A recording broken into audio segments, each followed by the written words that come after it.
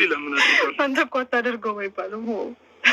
ለምሬ ነው። እኔ ፊት ከቻልሽ ሰላም ጤና ይስጥልኝ የቻናሌ ተከታታዮቼ በያላችሁበት ሰላማችሁ ይብዛልኝ። ዛሬ እንግዲህ እጅላችሁ የመጣው ጽናት ተወዳጁ ድራማ ተከታታይ ነው ማለት ነው።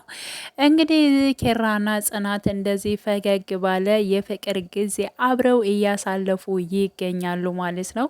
እንግዲህ ከብዙ ፈተናዎች ከብዙ ነገሮች በኋላ ኪራ ልቡን በልቡ አድርጎ ያለውን ነገር እንግዲህ ቤቲ በመጣችበት ሴራ ነገሮችም እንግዲህ ብቻውን እንዲሁም ደግሞ ከብዙ ዓለም ጋር ሆኖ አብሮ ለመፍታት ችሏል ማለት ነው። እንግዲህ ለጽናት ብሎ ብዙ ነገሮችን እሱም ሆኗል። እንደገና የበለጠውን ደግሞ ጽናት ደግሞ ለኪራ ለማግኘት ብዙ ፈተናዎችንም አልፋለች ማለት ነው። ከዛ በኋላ እንግዲህ እንዲህ ደስ በሚል በፈገግታ አብረው የፍቅር ጊዜ እያሳለፉ ይገኛሉ ማለት ነው። እንግዲህ ያው በስተመጨረሻም የቤቲ ጣ ምንድን ነው የሆነው? ቤቲ እንግዲህ ያው አብዳለች፣ ራሷንም ስታለች ማለት ነው።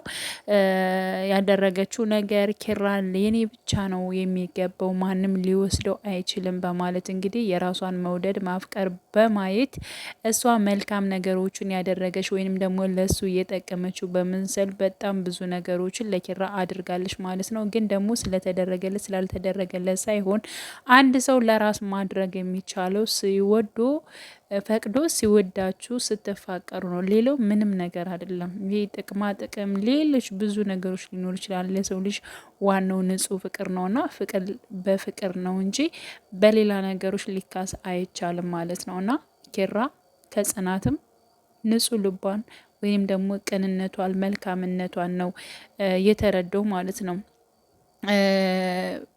ቤቲን ደግሞ ስናስብ ቤቲ ራሷን ብቻ ነው ራስ ወዳድነት አላት። ራሷን የማስደሰት ራሷን የመውደድ ብቻ ነው እንጂ ስለምትወደው ሰውና ስለምታፈቅረው ሰው እንኳን ምን እንደሚፈልግ ምን ማድረግ እንደሚፈልግ እንኳን ስለሱ እንኳን አትረዳም ማለት ነውና የራሷን ነገሮች ነው እንትን የምትለው። ግን የእውነት ነው የምላችሁ በስተመጨረሻም በዚህ ሁኔታ የእሷ እንትን ማለቁ በጣም አሳዝናኛለሽ። ያው ማበድ ባይኖርባት ጥሩ ነበር። ከስተቷ ተምራ ማለት ነው ብትመለስ እጅግ በጣም ደስ ይለኝ ነበር። ግን ደግሞ ያው ያልሆነ ነገር ሆናለች ማለት ነው።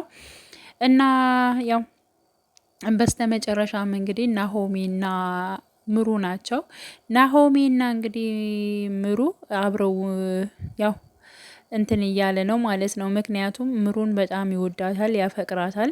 እንዲሁም ደግሞ ምሩም እጅግ በጣም ነው መራዊትም የምትወደው ማለት ነው። ግን ደግሞ እሷ ስለሚያማት ነገሮቹን ከሱ ጋር ፍቅር አቁማ ነበረ። ያ ማለት በቃ ማቆም እንዳለባቸው ነው እንጂ ሁለታቸውንም ይዋደዳሉ፣ ይፋቀራሉ ማለት ነው።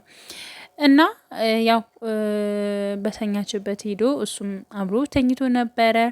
ሆኖም ግን እንደሚወዳት እንደሚያፈቅራት ነው የገለጸው። እሷም እንደዚው እጅግ በጣም እንደምትወደው ግን ደግሞ ተኝቼ የሆነ ህልም አይቻለሁ እኔና አንቺ ስንጋባ አብረን ስንሆን ብሎ ነግሯት ነበረ። እሷ ደግሞ ህልም በተቃራኒ ነው፣ ስለዚህ መቼም እንትን አንልም ልሞት ነው መሰለኝ በማለት እንደውም ሌላ መጥፎ ነገር ስታስብ ነበረ።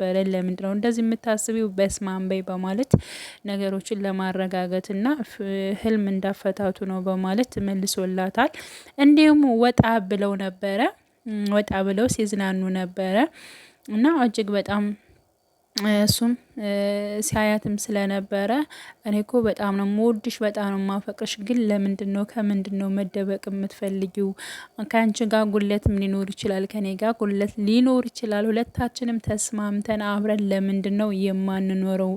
ተጋግዘን ስንኖር ነው እንጂ ማንም ሰው የሰው ልጅ ሆኖ ጉለት የሌለበት ሰው የለም በማለት እንግዲህ ያስረዳታል።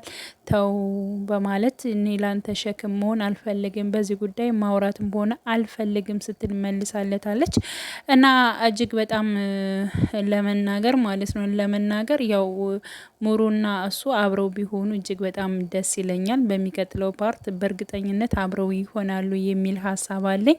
የቤትስ በዚህ ይቋጫል ወይስ ይቀጥላል የሚለውንም አብረን የምናይ ይሆናል። እንዲሁም ጽናትም ሽማግሌ ተልኮ ይጋባሉ የሚል ሀሳብ ነው ያለኝ ከኔ ጋር።